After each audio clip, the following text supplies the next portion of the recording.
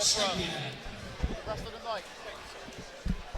With that, ladies and gentlemen, let's now bring the fighters to the cage.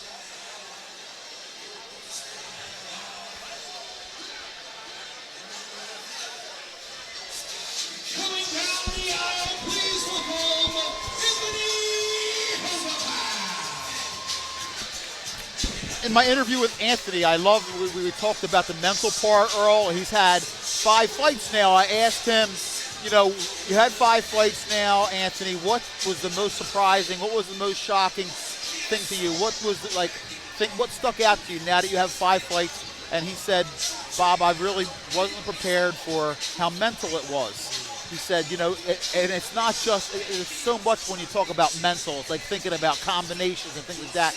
And he, you know, he's made adjustments, but he talked about being shocked in his second fight at how at his opponent, Michael McCaffrey, how ready he was to fight, and it took him out of his game. And he's learning process, but he was really, you know, open about how mental the sport is, and you know, realizing it's not just about being the strongest or fastest guy, how much the mental part of the sport is. Yeah, that's for sure, man. And as I just got done explaining to you earlier, these Amis need to get as much experience as possible, because when you get to the pros, those guys are pretty tough. You know, you want to be able to see it all before it's permanent on your pro record. And I remember watching this kid fight at Stellar Fights against one of my students.